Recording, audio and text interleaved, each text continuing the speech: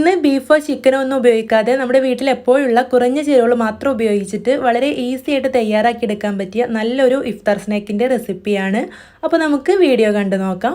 ഇതിന് വേണ്ടിയിട്ട് പാനിലേക്ക് ഒരു ടേബിൾ സ്പൂൺ വെളിച്ചെണ്ണ ഒഴിച്ചു കൊടുത്തിട്ടുണ്ട്. അപ്പോൾ ഈ ഒരു ഫില്ലിങ് വളരെ സിമ്പിളായിട്ട് തയ്യാറാക്കിയെടുക്കാൻ പറ്റും കേട്ടോ.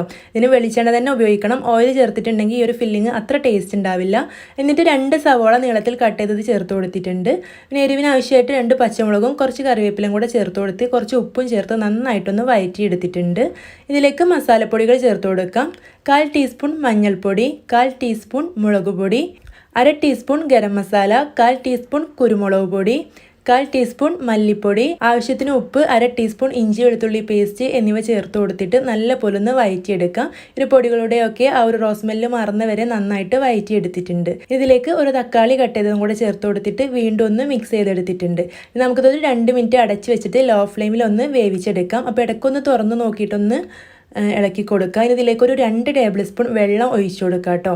അപ്പോൾ ഈ ഒരു തക്കാളി നന്നായിട്ട് സോഫ്റ്റ് ആയിട്ട് കിട്ടാനും അതുപോലെ തന്നെ ഈ ഒരു മസാലയൊക്കെ ഇതിലൊക്കെ നന്നായിട്ട് മിക്സായി കിട്ടാനും വേണ്ടിയിട്ടാണ് ഇതുപോലെ 2 ടേബിൾ സ്പൂൺ വെള്ളം ഒഴിച്ചു കൊടുക്കുന്നത്. അതൊന്ന് വറ്റുന്നത് വരെ ഒന്ന് വാട്ടിയെടുക്കുക. അപ്പോൾ നമ്മുടെ ഫില്ലിങ് ഇവിടെ റെഡി ആയിട്ടുണ്ട്.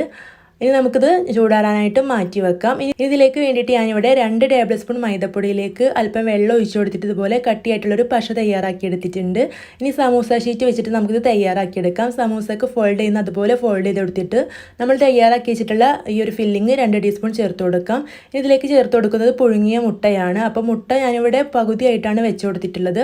പകുതിയായിട്ട് വെക്കുമ്പോൾ ഫോൾഡ് ചെയ്യാൻ കുറച്ച് ബുദ്ധിമുട്ടുണ്ട്. അതുകൊണ്ട് ഒരു മുട്ട 4 എണ്ണമായിട്ടും വെച്ച് കൊടുക്കുക കേട്ടോ. ഞാനിവിടെ 2 എണ്ണം ഇതുപോലെ പകുതിയായിട്ട് വെച്ച് കൊടുത്തിട്ട് ബാക്കിയുള്ളതൊക്കെ മുട്ട 4 പീസാക്കിയിട്ട് കട്ട് ചെയ്തിട്ടാണ് വെച്ച് കൊടുത്തിട്ടുണ്ടായിരുന്നത്. അപ്പോഴാണ് ഫോൾഡ് ചെയ്യാൻ ഒന്നുകൂടെ ഈസി ആയിട്ട് തോന്നിയത്.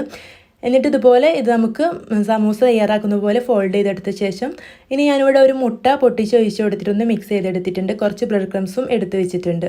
ഇത് ഈ ഒരു മുട്ടയിലൊന്ന് മുക്കിയെടുത്ത ശേഷം ബ്രെഡ് ക്രംസ് കൊണ്ട് കോട്ട് ചെയ്തെടുക്കാം. സാധാരണ സമൂസ ചെയ്യുമ്പോൾ നമ്മൾ ഈ ഒരു സ്റ്റെപ്പ് ചെയ്യാറില്ല. അപ്പോൾ ഒരു തവണ ഇതുപോലെ ചെയ്ത് നോക്കൂട്ടോ. നല്ല ടേസ്റ്റാണ്, ഒരു പ്രത്യേക രുചിയാണ് ഇതുപോലെ ബ്രെഡ് ക്രംസ് വെച്ച് കോട്ട് ചെയ്തിട്ട് നമ്മൾ ഈ ഒരു സമൂസ ഫ്രൈ ചെയ്തെടുക്കുന്ന സമയത്ത്. അപ്പോൾ നിങ്ങൾക്ക് ചിക്കൻ്റെ ഫില്ലിങ് വെച്ചിട്ടും ഇതുപോലെ തന്നെ തയ്യാറാക്കിയെടുക്കാം കേട്ടോ. അപ്പോൾ ഞാനിവിടെ ഒന്ന് ഇതുപോലെ ബ്രെഡ് ക്രംസ് വെച്ചിട്ട് കോട്ട് ചെയ്തെടുത്തിട്ടുണ്ട്. ബാക്കിയുള്ളതും ഇതുപോലെ തന്നെ കോട്ട് ചെയ്തെടുക്കാം. അത്യാവശ്യം നല്ല കട്ടി തന്നെ ബ്രെഡ് ക്രംസ് വെച്ചിട്ട് കോട്ട് ചെയ്തെടുക്കണം. അപ്പോഴാണ് നല്ല ക്രിസ്പി ആയിട്ട് കിട്ടുള്ളൂ. അപ്പോൾ മുഴുവനായിട്ടും തയ്യാറാക്കിയെടുത്തിട്ടുണ്ട്. ഇനി നമുക്കിത് ചൂടായ എണ്ണയിലേക്ക് ഇട്ട് കൊടുത്തിട്ടൊന്ന് ഫ്രൈ ചെയ്തെടുക്കാം. സമൂസ ഫ്രൈ ചെയ്തെടുക്കുന്ന പോലെ തന്നെ വളരെ ഈസി ആയിട്ട് തിരിച്ചും മറിച്ചൊക്കെ ഇട്ട് കൊടുത്തിട്ട് പെട്ടെന്ന് തന്നെ ഫ്രൈ ചെയ്തെടുക്കാം. അപ്പോൾ നല്ല ടേസ്റ്റുള്ള ഈ ഒരു സ്നാക്ക് ഇഷ്ടമായിട്ടുണ്ടെങ്കിൽ ലൈക്ക് ചെയ്യണം, ഷെയർ ചെയ്യണം, നിങ്ങളുടെ അഭിപ്രായം കമൻ്റായിട്ട് അറിയിക്കണം. ചാനൽ ആദ്യമായിട്ട് കാണുന്ന കൂട്ടുകാരാണെങ്കിൽ ഒന്ന് സബ്സ്ക്രൈബ് ചെയ്തിട്ട് സപ്പോർട്ട് ചെയ്യണം. ഇനിയും ഇതുപോലുള്ള നല്ല നല്ല വീഡിയോസുമായിട്ട് വീണ്ടും കാണാം. താങ്ക്